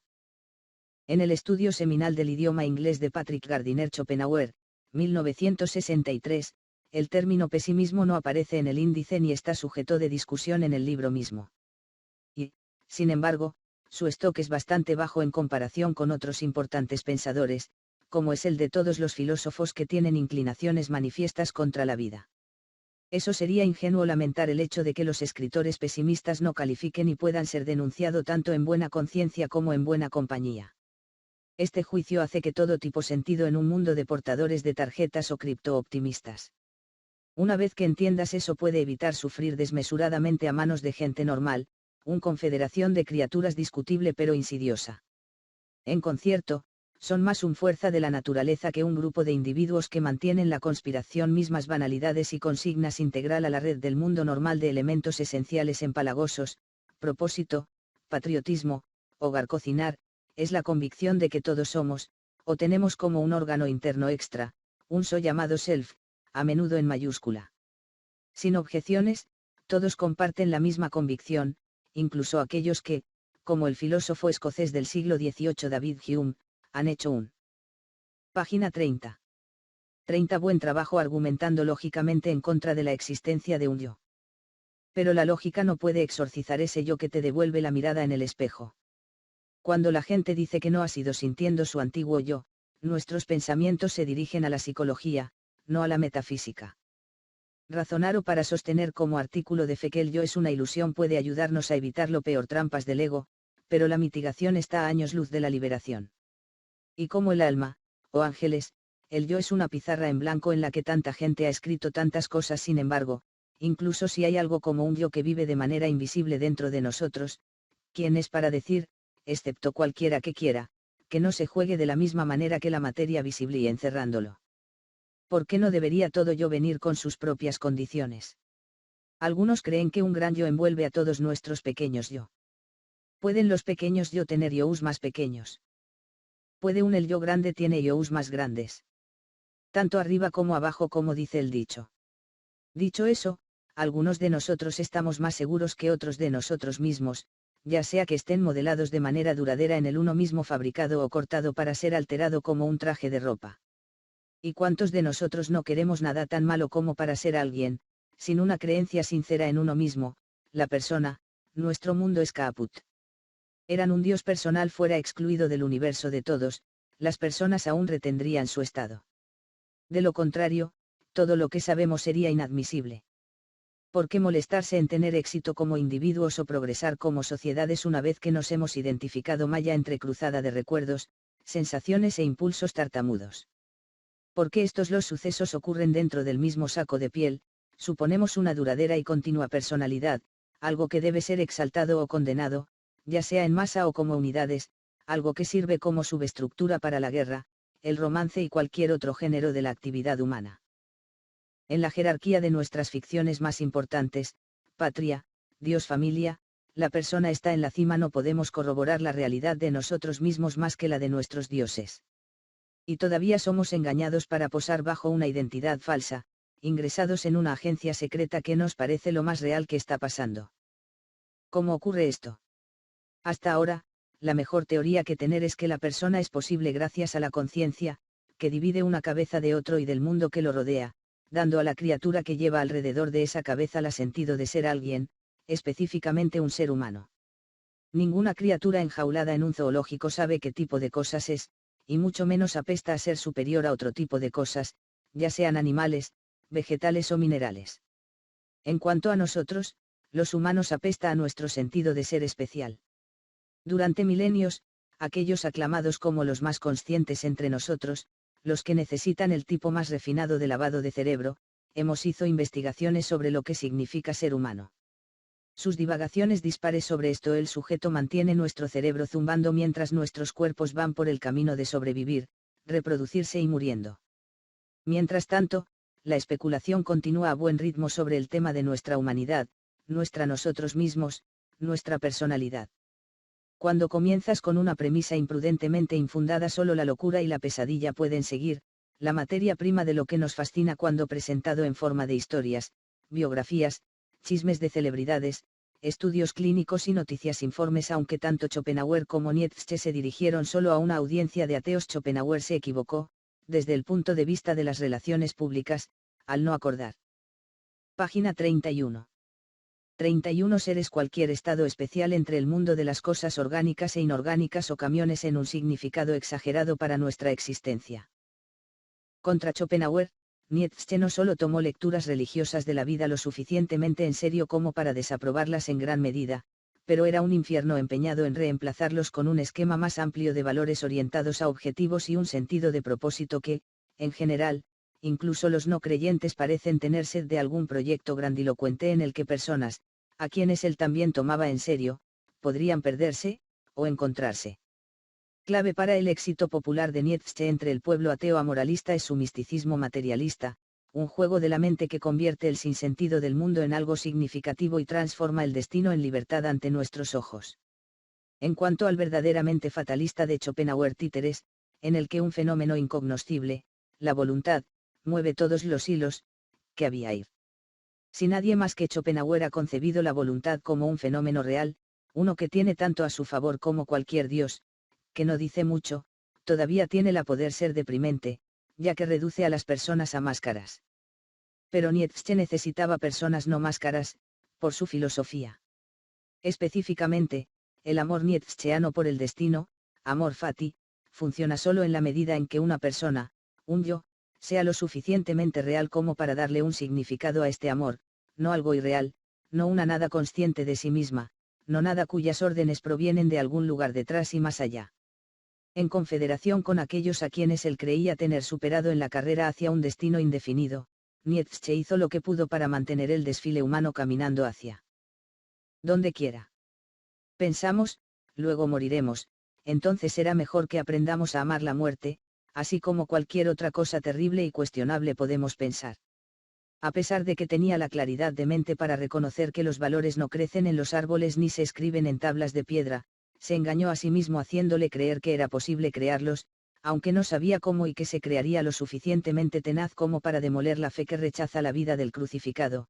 Nietzsche fue también destinado a perpetuar su tontería con las imposturas de Zaratustra, como las del Anticristo, que fue preparado para hacerse cargo de la administración del cristianismo en el mundo occidental y mantenerla a flote con fondos falsificados. Porque este hombre que no dice que sí creía que era tan importante mantener nuestro esprit de cuerpo al defenderse de la crisis del nihilismo que predijo como inminente. Nietzsche no podría haber pensado que en algún momento la gente iba a volver la cabeza hacia el muro debido a la escasez de valores, que a veces pueden agotarse pero nunca se agotan y, después de todo, regular solo cómo se vive, no si se sigue viviendo. Los que estaban se supone que está entre los afectados por el suicidio han sobrevivido bien y a la perfección, lo que sea el lado de la moneda nihilista les llegó, todavía llevaban a casa un brazo lleno de afirmaciones. Publicar o perecer no es una cuestión que los pensadores profesionales deban piense durante mucho tiempo. Y cualquier crisis que aún pueda haber por delante, tendrá que suceder en un ambiente post-nihilista. Como un mal nombre para que algunas personas llamen a otras, así como una orientación general de la mente, nihilista vivirá. Pero como una amenaza para la cabeza humana el nihilista, si tal ser existió realmente, está tan muerto como Dios y Dillinger. James Edwards, The Plain Sense of Things, The Fate of Religion in the Age of Nihilismo Normal, 1997. Hacer un barrido limpio de los valores de uno es bastante imposible, una ideal para ser imaginado hasta que uno es superado por un final natural. Schopenhauer, el maestro de la devaluación de la vida, sabía tanto. Pero Nietzsche se preocupaba por esos valores no nacidos que imaginaba que su trabajo necesitaba inspirar, preocupándose por ellos como lo haría un expectante padre preocupado de que su nombre, su sangre y sus códigos, tanto morales como genéticos, fueran. Página 32. 32 encarnado por generaciones que se desvanecen sobre las colinas del tiempo. Sin dejar valores que la posteridad no podía fabricar por sí solo, Nietzsche era de todos modos un magnífico oponente de esclavizando valores del pasado. En su lugar, no dejó nada. Y por eso deberíamos gracias a él después de Nietzsche, el pesimismo fue revaluado por algunos, rejuvenecido por otros, y todavía rechazado como deprimente por la gente corriente, que seguía gritando sobre sus activando la ilusión, hoy es mejor que ayer y mañana será mejor aún si bien estar vivo puede estar bien por el momento, el futuro es realmente el lugar para una persona a ser, al menos en la medida en que nos interese verlo. Lovecraft es una figura de superación intriga aquí porque gran parte de su ficción se basa en un grupo de seres divinos cuyos la misma presencia en el universo degrada la idea de mejoramiento de la vida humana en un concepto cósmico cálculo erróneo. Azatoth el dios idiota ciego, Nyarlathotep el caos reptante y esos monstruosos investigadores de la gran raza que pasan eones viajando a través de tiempo y las galaxias para registrar datos y conocimientos diversos para llenar su biblioteca. Estas entidades simbolizan el universo lovecraftiano como un lugar sin sentido incondicional significado o valor. Esta perspectiva se expresa de manera memorable en el poema de Lovecraft Justicia, he visto el universo oscuro bostezando donde los planetas negros ruedan sin objetivo donde ruedan en su horror desatendidos sin conocimiento ni brillo ni nombre. 17 Esto no es lo que los fanáticos de un futuro mejor desean escuchar. Incluso los lectores intelectuales, tal vez porque tienden a estar inmoderadamente afectados por la conciencia, que es siempre un riguroso si quiere evitar que su espíritu caiga en la depresión, negará la validez de tal visión no tratarla como slow una diversión literaria, que en efecto es todo lo que es junto con todos los glifos y garabatos que se hayan hecho o cuentos contados desde Gilgamesh habitó en la tierra de los muertos. Estos mismos lectores se han visto en público lamiendo tonterías como la teosofía, la antroposofía, la meditación trascendental, el paganismo y el neopaganismo, el panteísmo, el gnosticismo y la predicación de las sectas de la nueva era. 18 Sin embargo, como regla general, la mayoría prefiere sistemas de creencias antiguos y respetables y sus creencias sectarias excrecencias. Así que confían en la deidad del Antiguo Testamento, un put sin continente que se ensució a sí mismo y al universo con su corrupción, un desastre nato cuya sórdida la creación llevó a los gnósticos a concebir esta fuerza genética como una segunda fábrica, de bajo presupuesto divinidad pretendiendo ser el artículo genuino. Confían en Jesucristo, un cifrado histórico improvisado como el monstruo de Frankenstein con partes robadas de las tumbas de mesías muertos y enterrados, un salvador en un palo. Confían en Alá y en su portavoz Mohammed, un profeta recién llegado que fue pionero en un nuevo género de patrañas para un mercado emergente de creyentes que no estaba siendo atendido adecuadamente por los religiosos existentes productos. Confían en todo aquello que compruebe su importancia como personas, tribus, sociedades y particularmente como una especie que perdurará en este mundo y quizás en un más allá que puede ser incierto, poco claro o una pesadilla absoluta, pero que sacia su apetito por valores que no son de esta tierra, ese lugar deprimente y sin sentido que conocen tan bien y. Página 33. 33 no quieren nada más que borrar de su conciencia. 19 efectivamente, entonces escritores como Zaafe, Schopenhauer y Lovecraft solo escriben su boleto a la marginalidad cuando fallan en afirmar el valor y la maravilla de la humanidad, la validez de sus valores, ya sea eterno o provisional, y, naturalmente, un mundo sin fin, o al menos uno que continúa en el futuro previsible. Cualquier otra cosa es demasiado deprimente para ser tolerada. Fobia a cualquier pensamiento sombrío. La humanidad, no obstante, ha absorbido siempre crecientes desilusiones a lo largo de su historia. El Génesis bíblico y todos los demás fábulas de origen, se ha reducido a un análogo mítico de la teoría del Big Bang y la sopa primordial. Panteón tras panteón ha sido rebajado a cosas que la gente usaba creer. Las peticiones de intervencionismo divino se murmuran solo dentro de las tiendas de fanáticos religiosos y curanderos. Y las cosas no han sido iguales desde la Tierra comenzó a girar alrededor del Sol en lugar de al revés. En el siglo pasado o así, desilusiones de este tipo se han convertido en el campo de los especialistas en las diversas ciencias, por lo que no son bien entendidos por, si los conocen, aquellos que van a la iglesia en el domingo y lea la columna de astrología en el periódico el resto de la semana. Generalistas de la desilusión transmitida en una frecuencia más amplia. Sin embargo, su mensaje, un canto repetitivo que se ha ensayado durante miles de años, solo lo reciben los epicúreos del pesimismo inconformistas cognitivos que rodearon impetuosamente el campo en la carrera hacia la línea de meta al mismo tiempo que cada generación. La desilusión debe proceder subrepticiamente. Cualquiera que sea sorprendido tratando de acelerar su progresión será reprendido y se le dirá que se siente la esquina. Si bien la Iglesia ha perdido su influencia para matar o torturar a disidentes como Zaafe, Schopenhauer y Lovecraft, todavía son vigilados de cerca por los perros guardianes de conciencia tanto sagrada como secular. Una señal de progreso, dirían algunos. Pero el sufrimiento de tales mentes no debería llevarnos a una autocomplacencia prematura. La velocidad a la que nuestra especie se mueve hacia una desilusión final es geológicamente lenta y la humanidad puede estar segura de patear el balde por causas naturales o un acto de Dios antes de que viaje muy lejos hacia ese día resplandeciente cuando con una sola voz podría gritar basta de este error de la vida consciente. Ya no se transmitirá a aquellos inocentes por nacer. 20. Página 34. 34 Notas 1 La natividad de la conciencia humana como se describe en este párrafo puede verse como 1. Un fábula de la pérdida de la inocencia de la humanidad y el alejamiento de una forma natural de ser en el mundo, una táctica inicial tomada de The Last Messiah, que, por absurdo que pueda parecer a algunos lectores, es la columna vertebral del presente trabaja. 2.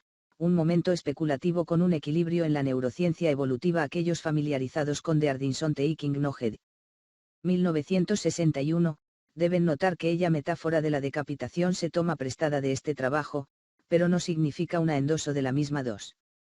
Esta línea de pensamiento sintetiza un tipo de determinismo metafísico y psicológico según el cual los seres humanos no pueden desafiar el funcionamiento aceptado de la realidad ni manipular el origen de un estado mental y emocional.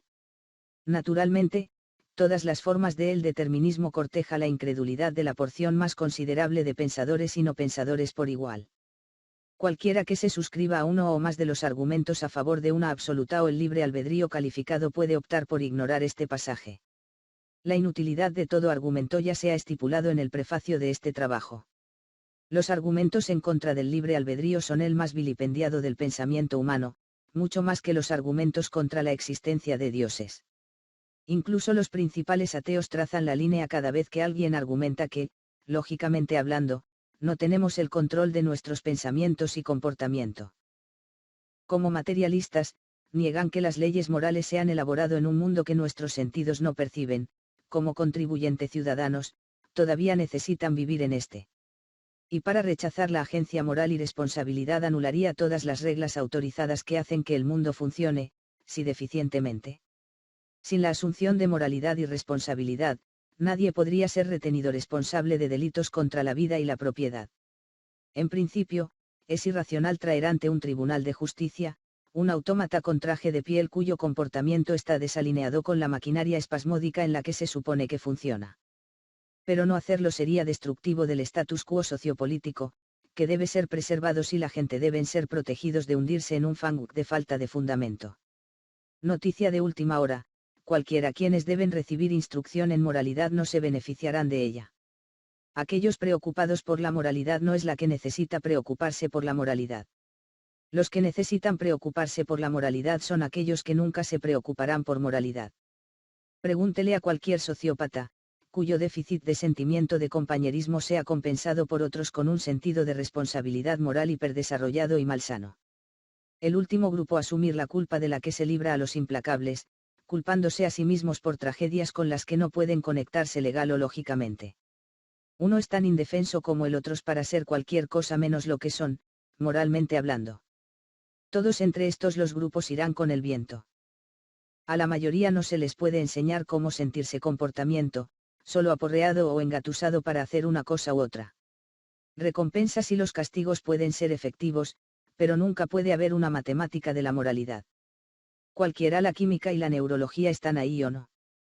Todos los días se comprueba que no, incluso las deidades que transmiten códigos de conducta pueden hacerlos cumplir entre sus creyentes. Que un Dios publique la advertencia: haz esto y no hagas aquello, o de lo contrario es la moraleja equivalente a una trampa de velocidad en la carretera. Qué escándalo es el bien y el mal, y qué broma es justicia o injusticia, conceptos ideados por partes con intereses creados en ellos. Ellos no retener nada unido que no esté ya unido por fuerzas ajenas a cualquier ley o sistema moral. Pero para una conciencia sensible, esto es algo demasiado terrible para saberlo. Entre los que apoyan el determinismo en teoría, ninguno ejerce presión para que se realicen renovaciones importantes. Página 35. 35. El sistema de justicia de su sociedad mientras sus ruedas mueven lento pero extremadamente fino. Los deterministas no está a punto de descarrilar lo que él mismo considera ilusiones, que pueden ser áspero con los autómatas mal educados o mal diseñados, pero sirven a la máquina social aceptablemente bien. El determinista también es consciente de que si nuestras ilusiones se desmoronan en el papel son intratables en nuestras vidas. Tienen tal cerradura sobre nosotros que incluso el deseo de escapar de ellos es casi imposible. Odiar nuestras ilusiones o apreciarlas solo nos une a ellos aún más. No podemos hacerles frente sin que nuestro mundo se caiga aparte, para los que se preocupan. Mientras que los deterministas se apegan a su lógica, están satisfechos con dejar que sus oponentes filosóficos dirigen el espectáculo de marionetas. ¿Qué opción tienen? Sin embargo, como mucha holgura le da a lo que cree que es una mentira, incluso una mentira que mantiene firme la orden social y refuerza todo lo que te has acostumbrado, tu mayor imagen preciada de usted mismo, su país, sus seres queridos y el valor que le da a su trabajo, sus pasatiempos, sus posesiones, su forma de vida. ¿Cuánto holgura tienes? Da a lo que crees que es una mentira antes de decir que lo has tenido con mentiras, antes de que renunciar a todo para vivir con lo que realmente piensa y siente acerca de cómo son las cosas. ¿Cuánto holgura? Respuesta: toda la holgura del mundo. 3. Aunque la traducción de El último Mesías en el número de marzo-abril de 2004 de la revista británica Philosophy Now se anota como la primera aparición de este ensayo en inglés, anteriormente se incluyó en una antología de traducciones al inglés de las obras de escritores noruegos titulados Sabiduría al aire libre, Las raíces noruegas de lo profundo, Ecología, 1993, y 10. Peter Reed y David Ratzenberg, traducción de The Last Messiah de Sigmund Kvalli con Peter Reed. Los escritos de Zaafe no han sido traducidos al inglés excepto tacaña y póstumamente. Esto no es un queer casualidad para los escritores cuyo humor es hostil al status quo. Hasta que tengan estado mucho tiempo bajo tierra, si entonces, sus obras se mantienen con soporte vital por un lectores clandestinos. Aquellos entre los resucitados incluyen a H. P. Lovecraft, cuyo ficción de terror y variados escritos de no ficción esperaron décadas antes de que se hicieran bastante accesible incluso para los lectores de su país natal, donde los escritores de una ala persuasión, ya sea de cosecha propia o extranjera, se relega a los escalones más bajos de la figura de culto hasta que se confíe en que aparecerán en los estantes de las mejores librerías o de las prensas de las principales editoriales. 4.